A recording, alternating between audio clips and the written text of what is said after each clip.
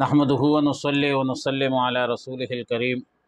اما بعد فاعوذ بالله من الشيطان الرجيم بسم الله الرحمن الرحيم فلما جاء آل لوط المرسلون قال انکم قوم منکرون۔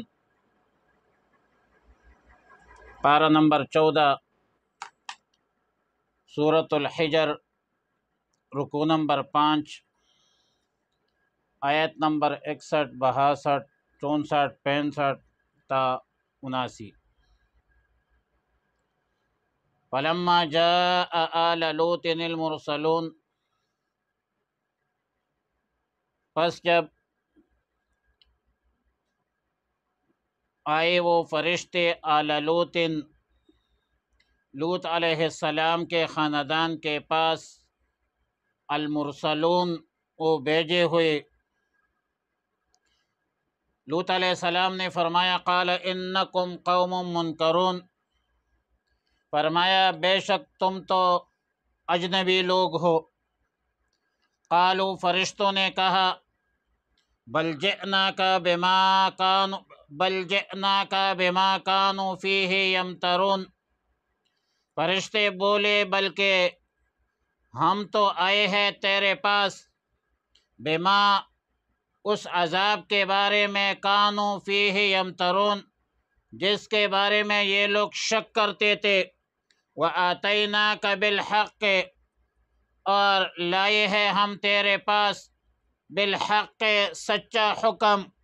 وإن حق کے ساتھ، وإنا لصادقون اور تحقیق کے ساتھ ہم سچے ہیں۔ فأسر بأہلک، پس نکل جا، بأہلک رات کے وقت، بأہلک اپنے اہل و عیال کے ساتھ، گھر والوں کے ساتھ، بقطع من اللیل رات کے ایک حصہ میں، واتبع ادبارہم اور خود چل ان کے پیچھے، ولا یلتفت منکم احد اور ادھر ادھر نہ دیکھے تم میں سے کوئی بھی، وامضوا اور چلے جاؤ، حیث تؤمرون جہاں تمہیں حکم ہوا ہے، وقضینا اور ہم نے فیصلہ کیا، الیہ اس کی طرف، ذالک الامر اس بات کا، ان دابر ہؤلاء مقطوع مصبحین کہ ان لوگوں کا جڑ کاٹ جائے گا صبح ہوتے ہوئے، وجاء اہل المدینۃ اور آ گئے شہر والے، یستبشرون خوشیاں مناتے تھے، اور کہ حضرت لوط علیہ السلام نے فرمایا قال ان ہؤلاء ضیفی،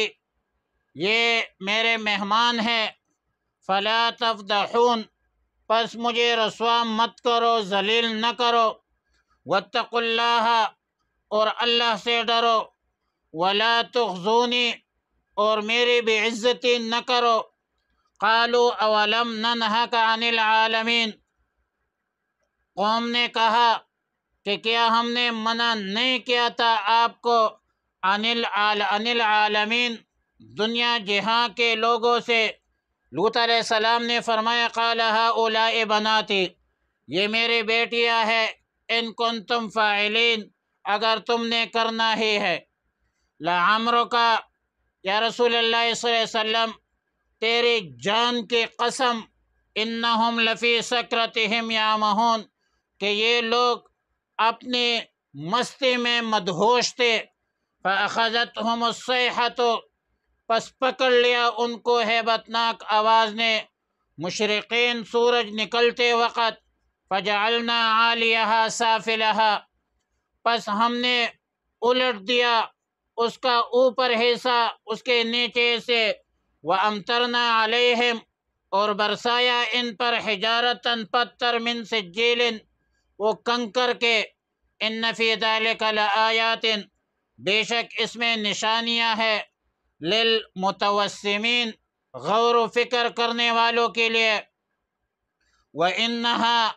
اور بے شک یہ بستی، لَبِسَبِيلٍ مقیم ایک سیدھے راستے پر ہے، ان فی ذلک لآیۃ للمؤمنین بے شک اس میں نشانیاں ہے ایمان والوں کے لیے۔ وَإِنْ كَانَ أَصْحَابُ الْأَيْكَةِ، اور بے شک تھے وہ جو رہنے والے تھے بن کے جنگل والے، لظالمین ظالم تھے، فانتقمنا منہم پس ہم نے ان سے انتقام لیا، وَإِنَّهُمَا اور یہ دونوں بستیاں، لَبِإِمَامٍ مُقِيمٍ ایک کھلے راستے پر یہ دونوں بستیاں جو ہے وہ واقع ہے۔ گزشتہ آیتوں میں یہ مذکور تھا کہ سیدنا ابراہیم علیہ السلام کے پاس فرشتے اسی اساس اور بنیاد پر تشریف لائے تھے کہ سیدنا اسحاق علیہ السلام کی ولادت کی خوشخبری دے، اور انہیں فرشتوں کو، جن فرشتوں کو یہ بشارت سونپی گئی تھی،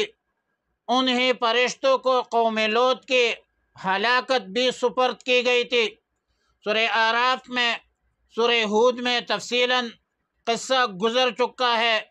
کہ اس بدبخت قوم کی گناہ یہ تھی کہ قوم لوط عورتوں کو چھوڑ کر مردوں سے اپنی خواہشات پوری کرتے تھے۔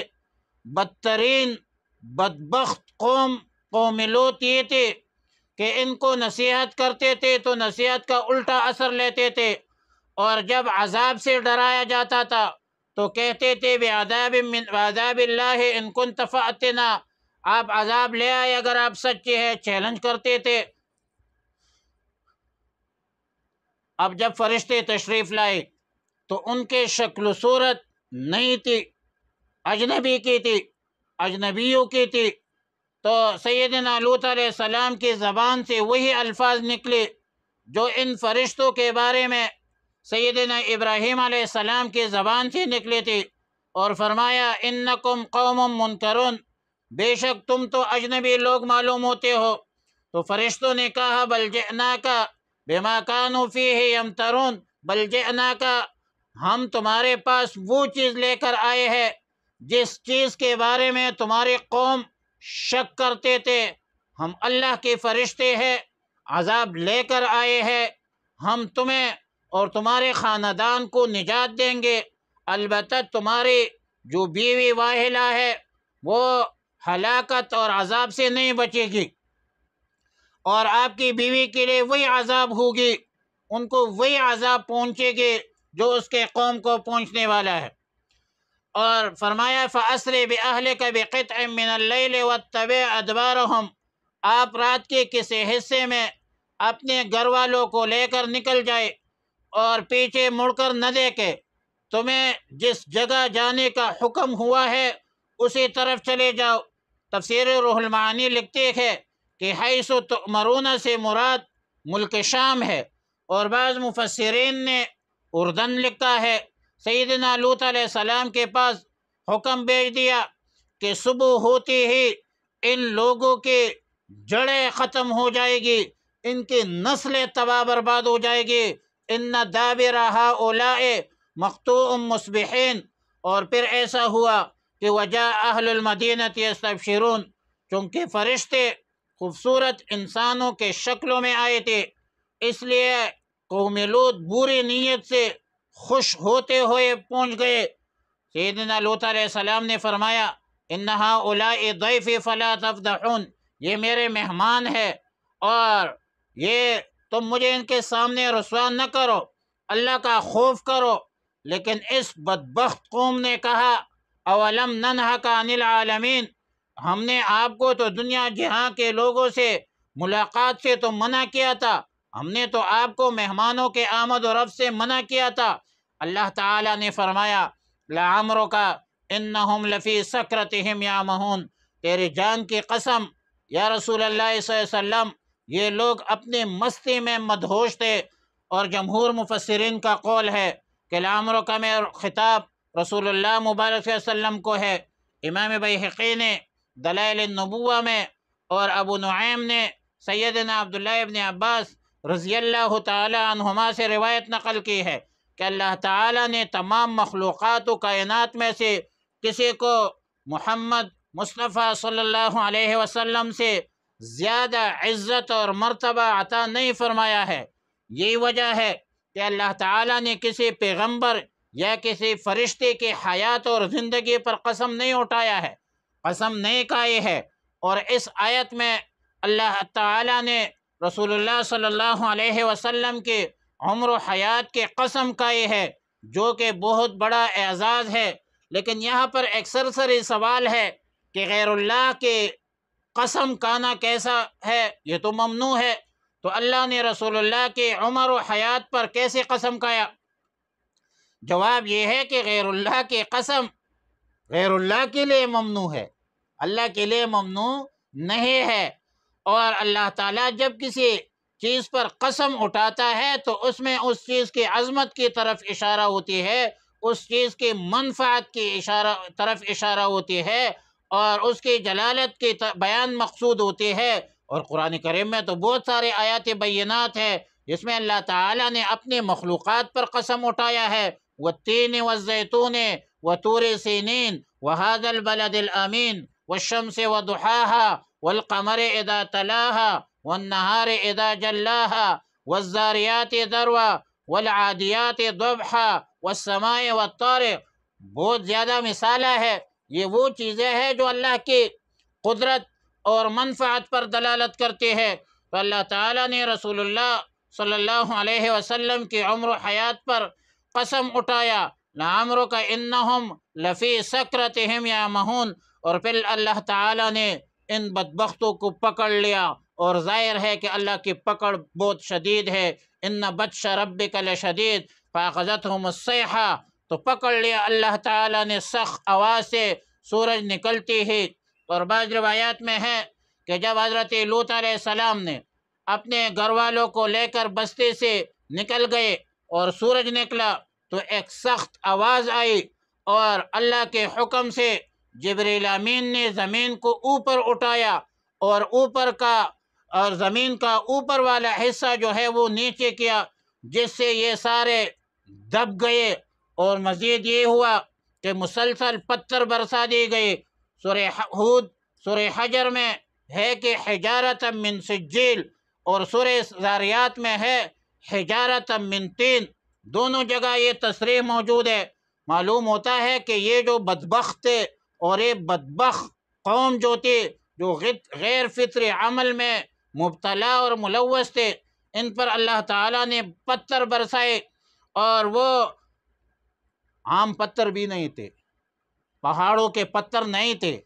بلکہ ایسے پتھر تھے جو مٹی سے بنے ہوئے ہو، جس کا اردو میں ترجمہ کنکر سے کیا جاتا ہے۔ یہ سخت ہوتا ہے۔ لیکن یہاں پر ایک چھوٹا سا سوال ہے کہ جب بستی الٹ دی گئی اور اس میں جتنے بھی لوگ تھے وہ سارے دب گئے، ہلاک ہو گئے، پھر پتھر برسانے کا معنی کیا ہے؟ تو جواب یہ ہے کہ جو لوگ بستیوں سے باہر تھے ان پر پتھر کی بارش کر دی گئی۔ اور لوط علیہ السلام کی قوم کی ہلاکت، بربادی کا تذکرہ کرتے ہوئے اللہ تعالیٰ نے پھر یہ فرمایا، ان فی ذلک لآیۃ للمتوسمین وانہا لبسبیل مقیم ان فی ذلک لآیۃ للمؤمنین۔ بلا شبہ ان میں بصیرت والوں کے لیے نشانیاں ہے۔ بلا شبہ یہ بستیاں شاہراہ عام پر واقع ہے، عام روڈ اور سڑک پر واقع ہے۔ بلا شبہ ان میں مسلمانوں کے لیے نشانیاں ہے۔ اور اہل عرب جب شام کو جاتے ہیں، شام کی طرف سفر کرتے ہیں، تو ان الٹی بستیوں کے پاس سے گزرتے ہیں، اور یہ مقام عبرت ہے۔ وَإِنَّكُمْ لَتَمُرُّونَ عَلَيْهِمْ مُصْبِحِينَ وَبِاللَّيْلِ أَفَلَا تَعْقِلُونَ، اور تم صبح کے وقت، رات کے وقت تم اس پر گزرتے ہو۔ آیت نمبر 78 میں اصحاب الایکہ کا ذکر ہے۔ فرمایا وَإِنْ كَانَ أَصْحَابُ الْأَيْكَةِ لَظَالِمِينَ،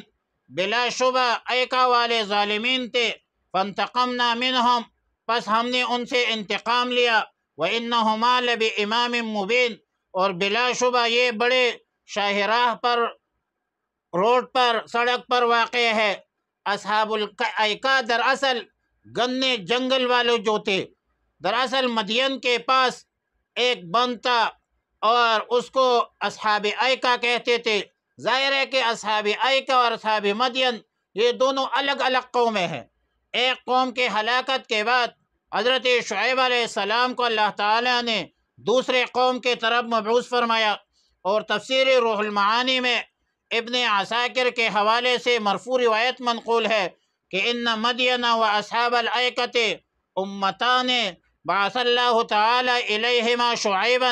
حضرت شعیب علیہ السلام نے دونوں قوموں کو خوب سمجھایا، لیکن دونوں قوموں نے ایمان نہیں لایا اور دونوں قومیں عذاب الہی میں گرفتار ہو گئی۔